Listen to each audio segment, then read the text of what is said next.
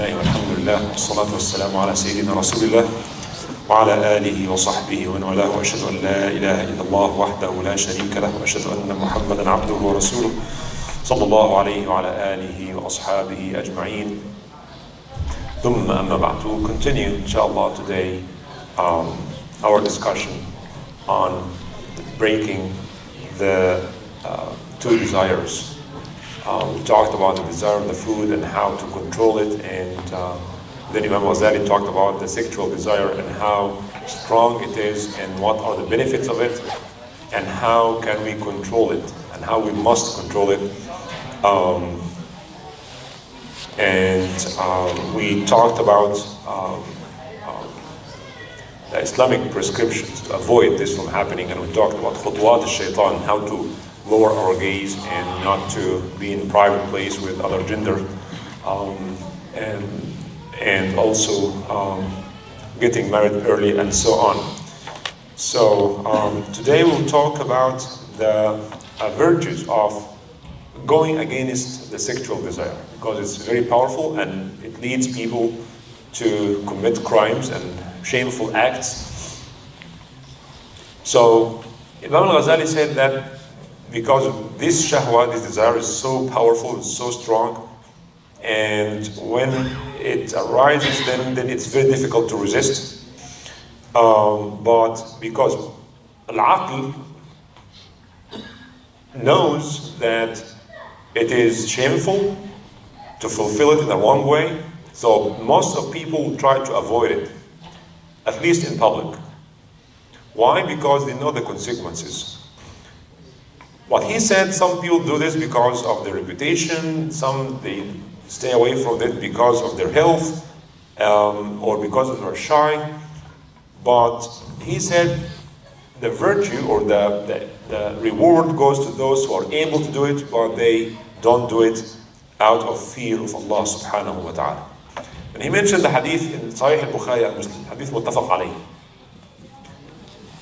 in which Rasulullah sallallahu alayhi wa sallam says, سبعة يظلهم الله في ظله يوم لا ظل إلا ظل. 7 kind of people Allah subhanahu wa ta'ala will shade, will provide them shade when there is no shade except Allah's shade. In the day of judgment, these 7 kind of people will be in like a rest area made by Allah subhanahu wa ta'ala. They enjoy the shade when others are suffering the heat of the sun. I don't know if I have to mention the 7, but one of them, related to our subject, is وَرَجُلٌ دَعَتْهُ امْرَأَةٌ ذَاتُ مَنْصِبٍ وَجَمَالٍ فَقَالَ إِنِّي أَخَافُ اللَّهِ. One of these 7 people, I think the first one is Imam Adil, the just ruler. Imam Adil, وَرَجُلَانِ تَحَبَّ فِي اللَّهِ. 2 people love each other only for the sake of Allah subhanahu wa ta'ala. وَرَجُلٌ قَلْبُهُ مُعَلَّقٌ بِالْمَسَاجِدِ. The person whose heart is attached to the masjid. He loves the masjid. Always his heart tells him to go to the masjid. And the person who gives sadaqah and he hid his sadaqah so that his left hand does not know what his right hand spent. Just keep it between him and Allah subhanahu wa ta'ala. And وَرَجُلٌ ذَكَرَ اللَّهَ خَالِيًا فَفَضَحَ. A person who was remembering Allah subhanahu wa ta'ala alone, praying alone, and he shed tears out of fear of Allah subhanahu wa ta'ala. And the 7th one is this one that we're talking about. وَرَجُلٌ دَعَتْهُ امْرَأَةٌ ذَاتُ مَنْصِبٍ وَجَمَالٍ فَقَالَ إِنِّي أَخَافُ اللَّهِ. A person who has been invited by a wealthy and beautiful woman, and he says, no, إِنِّي أَخَافُ اللَّهِ, I fear Allah subhanahu wa ta'ala, I cannot do that. She's beautiful, she has her power and authority and money and things, and she's attractive, but he says, no, I fear Allah subhanahu wa ta'ala. So he did not do it out of fear of Allah subhanahu wa ta'ala, not out of shame or health problems or anything of this nature. That's not easy, that's not simple. But that's why Imam Ghazali says always you have to resist the beginning, the ideas, the looking, because the looking will be followed by thinking, and the thinking will be followed by intentions, and the intentions will be followed by action, right? And then this action may become a habit that a person cannot stop it. and then it becomes public, and so on. The story of Yusuf alayhi salam is the best example of this, when Allah subhanahu wa ta'ala praised Yusuf. But we also we remember that Yusuf alayhi salam said to Allah, Ya Allah, if you don't keep me away from the plots of these women, then I will do what they ask me to do. And فَاسْتَجَابَ لَهُ رَبُّهُ فَصَرَفَ عَنْهُ كَيْدَهُنَّ. Allah subhanahu wa ta'ala answered his prayer, and he protected him from the plan, or the evil plan of these women. But this actually led him to be in prison. Right? Al-Quran talked to us exactly, it's like we see or watch a movie. What happened? This lady, the wife of the king of Egypt, and Yusuf is just a servant, he's a slave, was sold as a slave, so he's serving in this house, and he's so beautiful, so handsome, so young, and she wanted him. And then they were all alone, and she locked all the doors, not just one door. There were one door after the other. غَلَّقَتِ الْأَبْوَابِ. All the doors she locked. Not أغلقت. أغلق is غلق. أغلق means to lock, but غلق means look very well, And then وقالت هيت لك. And then she kept, pressuring him until he was just about to do it. He was just about to do it. وَلَقَدْ هَمَّتْ بِهِ وَهَمَّ بِهَا لَوْلَا أَنْ رَأَى بُرْهَانَ رَبِّهِ. Imam al-Tabari, mentioned that he was sitting between her legs. If you know what this. Khalas, he was just, and then he saw, some say, the picture of his father Yaqub, or a picture, or Jibreel alayhi salam came to him, and then he ran away, and she held him, and she his shirt was torn, and then at this moment her husband came, and you know the story. But he was just very close from doing what he remembered. Allah subhanahu wa ta'ala protected him again by showing him something to remind him who he is, and that's not supposed to happen.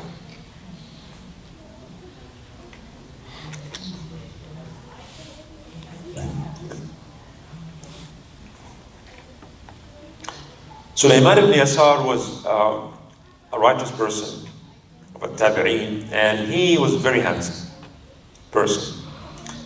And one day a woman came to ask him questions, and came to his house, and then she asked him to have intimate relations. And then he, radiallahu anhu, he left his own house and he ran away. He ran away, and she was there. And then he said, in this night he saw in his dream Yusuf alayhi salam, so beautiful and handsome. And then he said, are you Yusuf? He said, yes, I am Yusuf who was about to do it, and you are Sulaiman who ran away from it. In other words, Yusuf alayhi salam said, you are better than me, because I was just about to do it, and then I left, but you did not even think about it.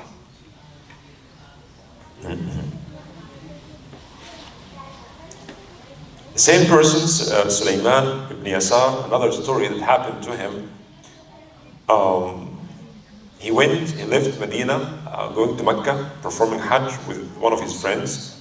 And during their trip, they built like a tent, and his friend went to buy food, something. And then he was sitting in the tent, and this lady saw him, and she came, and she told him that I need you, I want you. And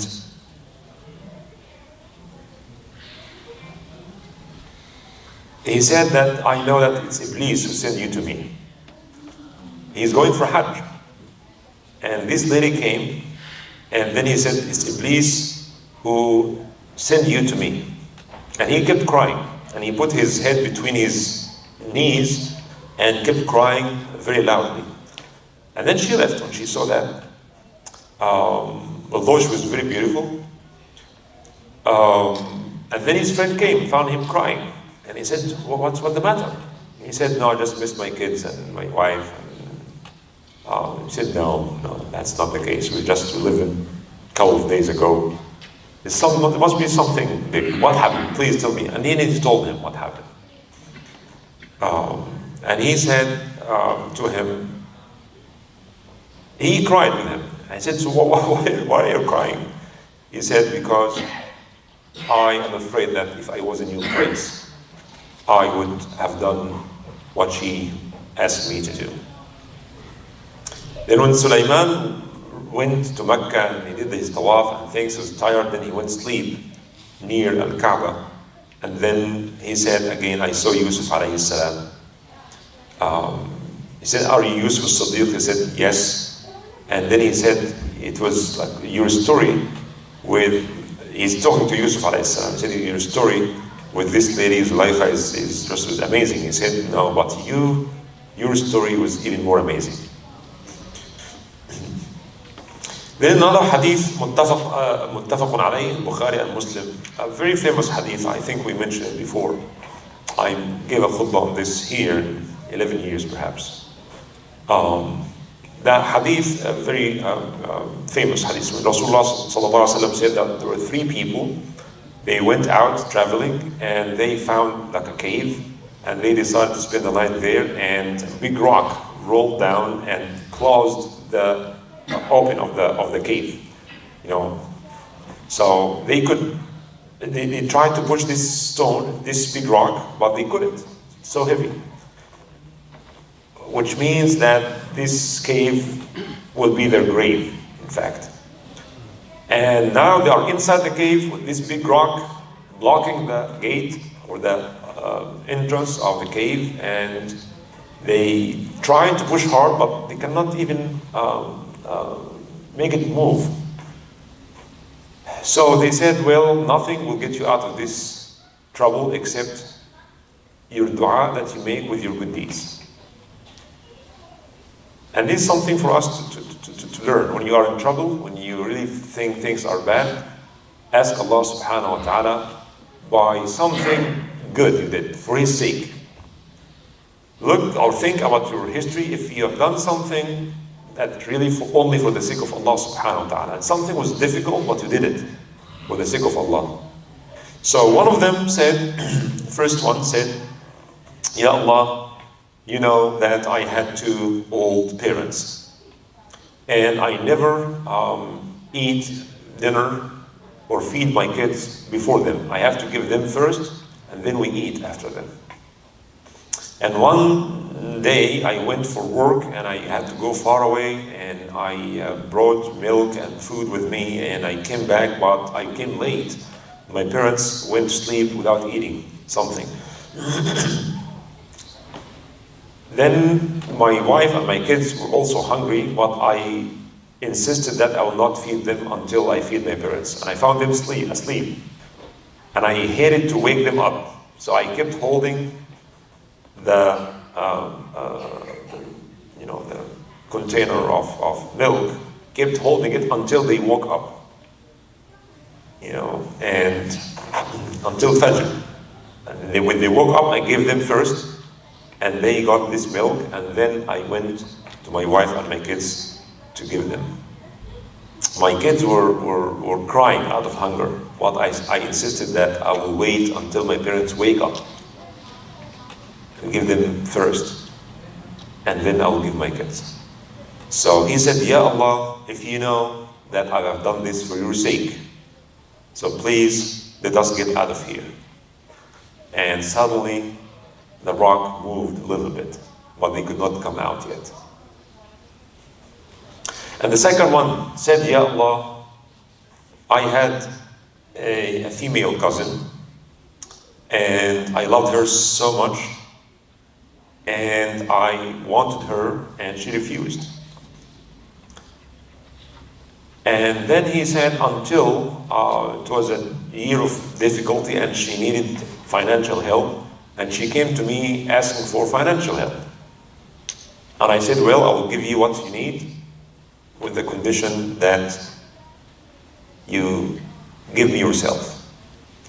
And because of the need, she accepted that.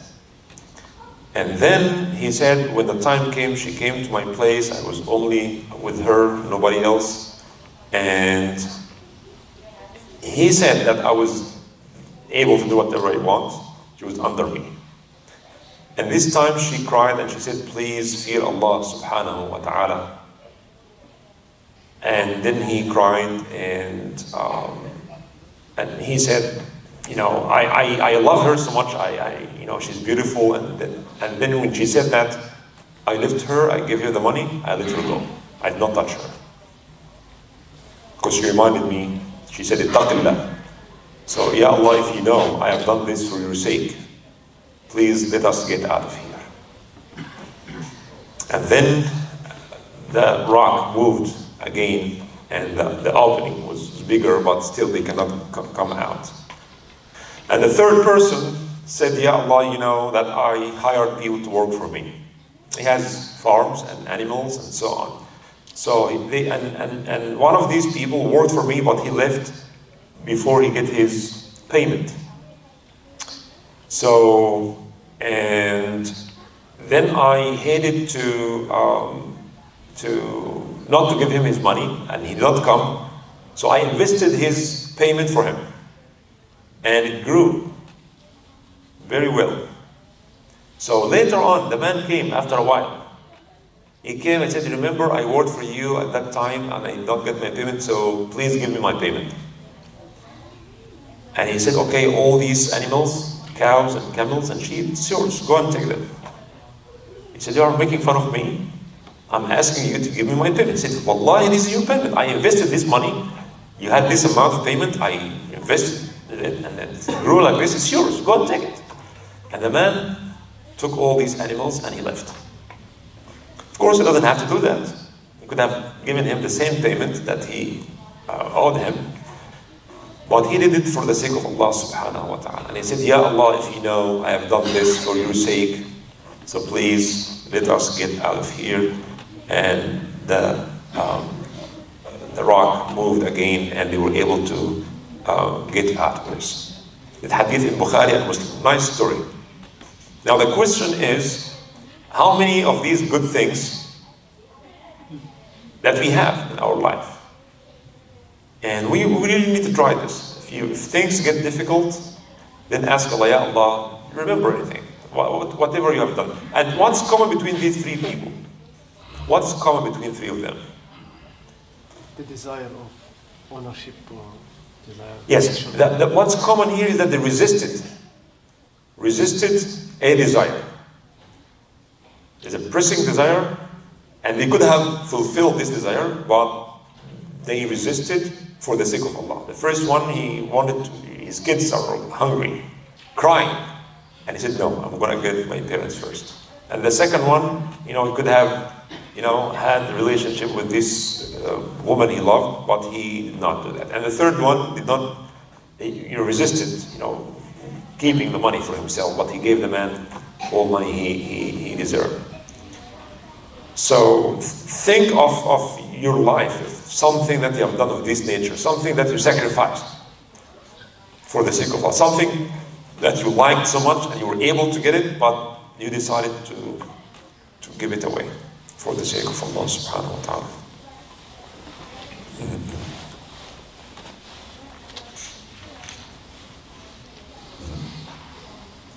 And in the hadith, all these shameful things happen because of the ayn for another. So in the hadith, لَكَ الْأُولَى وَعَلَيْكَ الثَّانِيَةِ.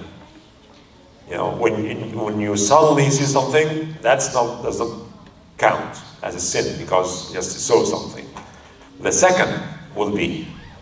You understand?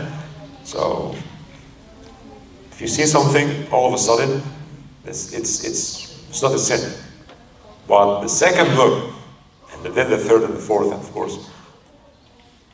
And then some people say, well, if the first one is for me, it's not a sin, then make it long. So the first one, if you see something all of a sudden, keep looking for so long. Of course, that's not the meaning of the hadith, right? So the meaning is that if something like, but you can imagine at that time, in the Rasulullah's time, and in Abu Ghazali time, 5th century Hijri, it's very, every now and then one can see something suddenly. Now, may Allah protect all of us, it's much more difficult. It's much more difficult. Because this is normal now. That's the norm. Wherever you go, we see these things all the time. And what can we do? وَاتَّقُوا اللَّهَ مَا اسْتَطَعْتُمْ. As Allah subhanahu wa ta'ala said, fear Allah as much as you can. At that time, polygamy was the norm.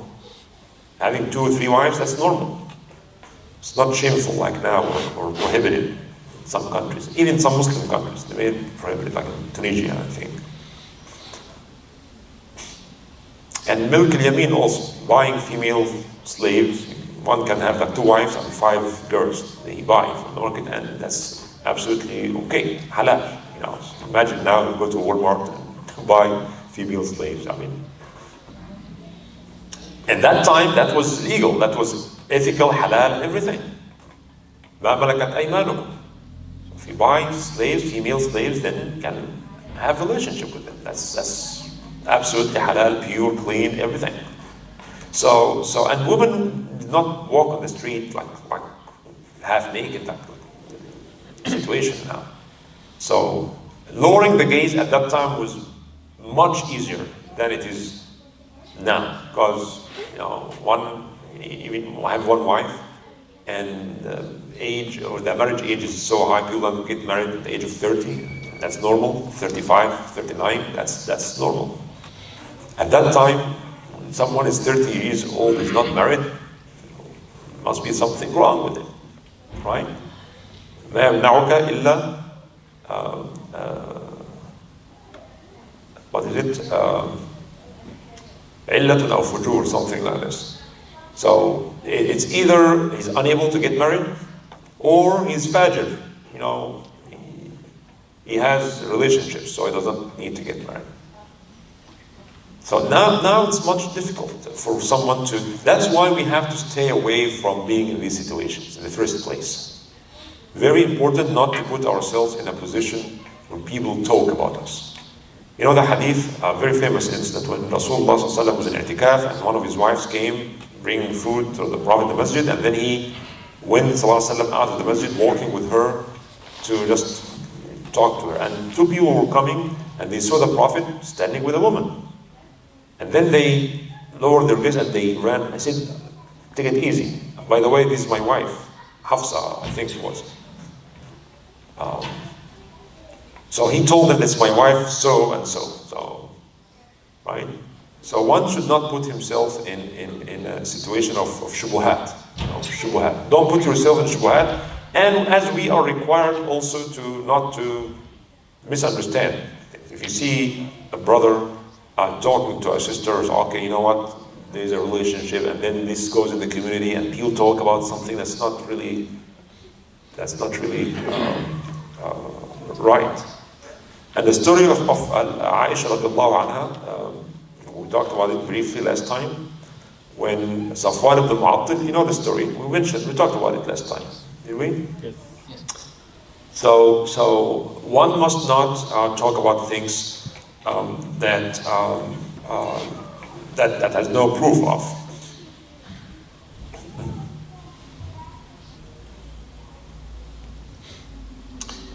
He mentioned here a story of a man who also liked the daughter of his neighbors, and he was a butcher, and one day she went to get something, and then he walked after her, and then he talked to her and he said, I love you and I wish I have relationship with you and things. And she said, fear Allah subhanahu wa ta'ala, and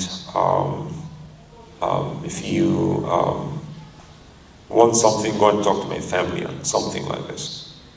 And when she told him that fear Allah subhanahu wa ta'ala, so he came back and he said, shame on me that she reminds me of fearing Allah subhanahu wa ta'ala. And he came and he repented to Allah and he said, Ya Allah, I promise I will never do this again, and so on.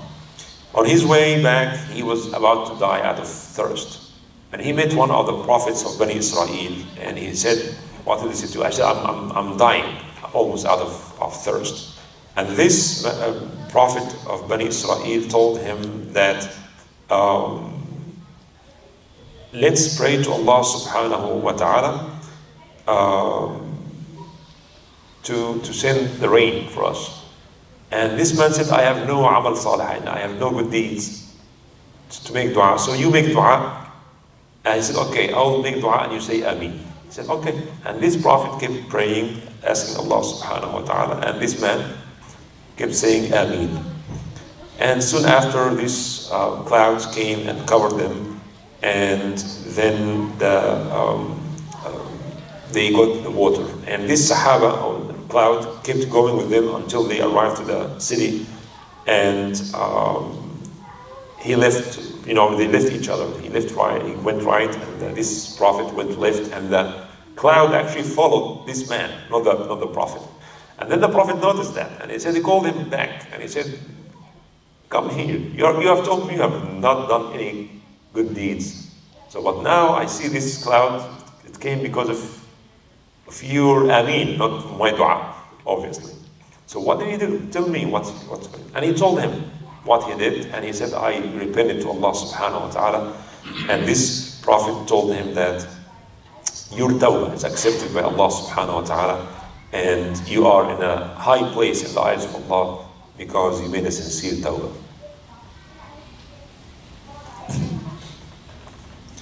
So there are many stories of this nature, but the bottom line here is that we must understand that this desire is a gift from Allah subhanahu wa ta'ala, and then we have to use it rightly, the right time, the right way, and to enjoy our life and to have children and to remember the na'im of al-Jannah. As Imam Ghazali said, that just by analogy, if this is something that everybody desires, brings pleasure, so how about the pleasure of Jannah? How beautiful it would be to be in Jannah and to enjoy all these blessings. And Allah subhanahu wa ta'ala talked about al-Jannah and Hur al-Ain, and when you read Surah Al-Rahman, حور مقصورات في الخيام لم يطمثن إنس قبلهم ولا جان فيهن خيرات حسان, and so on. So Allah subhanahu wa ta'ala reminds us that if you just follow Allah's guidance, then the reward will be just amazing. Our Christian friends believe that paradise or Jannah or heaven is just for spirits. There's no food and eating and marriage and all these kind of things. We of course disagree with them because the Quran is very explicit about the physical pleasure of eating and drinking, and rivers of wine and milk and honey and pure water and wives and palaces and so on and so forth. So of course we believe in that, and there are many things that made haram in this dunya will be halal in al-akhirah, like wine. Wine is haram because it hurts, it intoxicates, causes headache and liver problem and so on. But the khamr of al-akhirah does not cause any of these things. One must have only relationship with his wife, and a woman should only have relationship with her husband. But inshallah in Jannah, those who respect the limits of Allah subhanahu wa ta'ala will be given much more in al-akhirah. And wearing silk and gold in dunya is haram for men. It's haram for men to wear silk, natural silk, and to wear anything of gold, rings or necklace and anything of this. It's only for women. So, but in Jannah, Allah subhanahu wa ta'ala talks about وَحُلُّ أَسَاوِرَ مِنْ فِضَّةٍ, ذهب and fidda and yaqut and murjan, as mentioned in many hadith. Their houses in Jannah palaces will be one break of silver, the other break of gold. So gold will be used in al-akhirah, but not in this dunya. So if you stay away from the haram things in this dunya, you will get it in a better way in al-akhirah. We ask Allah subhanahu wa ta'ala to protect all of us and to forgive all our sins and to keep us away from harmful, immoral actions. And may Allah subhanahu wa ta'ala protect us, our children and our families. May Allah subhanahu wa ta'ala accept all our good deeds, forgive all sins. Sallallahu ala sayyidina Muhammadin wa ala alihi wa sahbihi wa sallam. Next time, inshallah, we'll be talking about the defect of the tongue and how people misuse their tongue all the time. We'll talk about the different sins people commit with their tongue, inshallah, starting next week. If you have any comment or question, please. I have two questions. One about the Milkul Jameen. So when it was, declared haram, having Milkul Jameen, and then Milk al-Yamin was made, and Islam actually, it was existing already. It is not something Islam initiated. Slavery was there, and men and women being sold as slaves. But Islam actually, said that you must feed them the same food you eat and clothe them the same clothes you wear. Importantly, if a baby is born as a result of this relationship with a female slave, then she becomes free and the kids are free, unlike the tradition or the custom in Jahiliyyah. Because the kids born into this relationship are also born slaves. Islam says no, kids are free. Because the man is free, the woman is slave. So if any kids come out of this, they are considered free. no, but So slavery basically was made. Slavery is a bad thing. The worst thing can happen to any human, to be enslaved, to be owned by someone, can do anything to him or her. So Islam actually had a clear plan to free slaves, but unfortunately Muslims did not follow this plan very well, and slavery stayed for centuries. So what happened is that before Islam, there were so many ways leads to slavery and no way out. There's no way out. So many roads or gates lead to slavery, one of which is, again, as I said, the kids of a slave, they are born in slavery automatically. If you are in debt, you cannot pay off your debt, then your kids can be taken, or you can be taken as slave. Wars, people fight each other and then they take women and children and sell them as slaves. These are the things that lead people to be slaves. But once you are a slave, then there's no way out. But Islam says close all these things except the case of war. So it's only one way. And if they take our people and sell them as slaves, then this is what happened to them as well. And open up the doors of freeing slaves. So for certain sins, if you commit this sin, then you have to free a slave. And also, there's something called mukataba. Mukataba means if a slave wants to buy his freedom, then he make a contract with his master. If I pay you this amount of money, then I'm free. And the master cannot say no. So, and he has the right to go and work, all right, and pay for his freedom. Then he's out, he's free. In addition of talking about the virtues of freeing a slave, so it's always good to free people. So this is an Islamic plan to stop, the new slavery and to open up the door for people to come out of slavery. But again, unfortunately, like tribalism, people do not follow Islamic teaching, and up until now, people support their tribesmen, whether right or wrong. My tribe right or wrong, my family right or wrong. So tribalism still existing, racism still existing in the Muslim world. I would say this is the norm in many Muslim countries. It's open racism, not like here. Here is like hidden racism, but it's open racism. If you are not this, you're not this, you get out of here. Based on your race, based on your family, last name, is how it works. Right? Slavery also the same thing. This plan did not work, but after World War II, when slavery became prohibited everywhere in the world, alhamdulillah, so it is illegal everywhere in the world, almost everywhere in the world. Right? So therefore it's prohibited to own slave or to enslave people. Because people are born free. Every person is born free. Every person, these innocent born babies, they were not born in slavery. They have done nothing wrong to be punished by slavery. People enslave people. Right?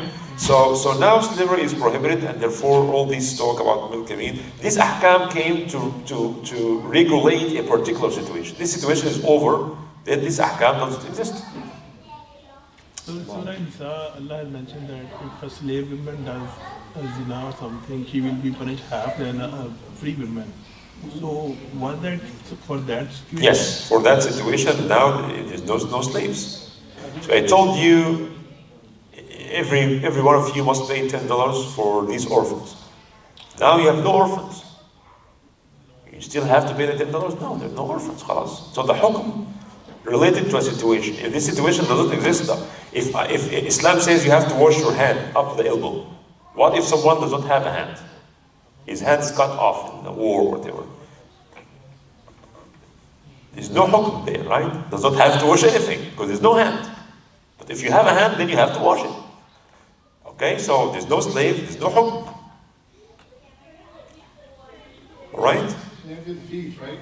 Huh? The same goes with feet. The same goes with feet. Yeah, if you have no feet, you don't have to wash your feet. Right? Yeah, it happens. I've seen people. I mean, people in the army or accidents happen and they have to, cut off their legs from the knees. So Allah said, "And arjulakum ila ka'bayn." So he has no feet. What does he do? Allah says, no, there's no taklif. Understand? If you have money, extra money, pay zakat. Now you have no money, no zakat. Forget about fiqh zakat. You don't need even to study zakat because you are too poor to study even zakat. Don't worry about this, right? If you can't do hajj, you have to make hajj. I have no money. Okay, forget about it. No hukm. But once you're able to make hajj, then you have to do, and so on. So if the hukm comes to regulate a particular situation. If the situation is not there, then the hukm is not there. But in even Muslim countries where the tribal system exists, they still have slave women. And it will be considered as zina if they are forcing them to do anything. I don't want to talk about it there. Let's stay here. I don't want to talk about things. Yes. The people of the Al-Kaf that you talk about, one of them said... The people of? The Al-Kaf, the one you talk about. Al-Kaf? No, the cave. The cave, yeah. So the first one you talk about is the guy that said he would not let the children drink milk until the parents drink the milk, right? So if they do, the children drink the milk while the parents are sleeping, that is sin on him? No, it's not a sin. That's a good question. I thought about this. You know, in the second and third case, you can see that people did the big sacrifice. You know, but the first one, so what? Feed your kids, and then when your parents wake up, feed them. But it seems to me, wallahu a'lam, it seems to me that the food at that time was not, available as available now. So it's just a cup of milk or perhaps, a gallon or less of milk. So he wants to ensure that his parents get their need first, and whatever remains, he and his kids can drink. It seems to me that there's not enough food. So he wants to ensure that his parents get what they need until they are, satisfied, and then the remaining goes to his kids. Allah Alam, yani. Because he did not like to wake them up. He wanted them to stay comfortable. But he was waiting, holding this milk, waiting for them to wake up. And once they woke up at Fajr, then he gave it to them. So it's not a sin. It's not a sin. But he actually, he insisted that he established this tradition. And he wanted to be consistent with it. He does not want to break the sunnah or the law that he made, that parents first. And it's not difficult for a father to see his kids crying and not to give it to them. It's not easy. But he insisted in not breaking the tradition and giving parents first, all parents. And Allah subhanahu wa ta'ala told us, of course, to take care of our kids, but when your parents are old and living with you, then give them the utmost respect and satisfaction. And that's the point.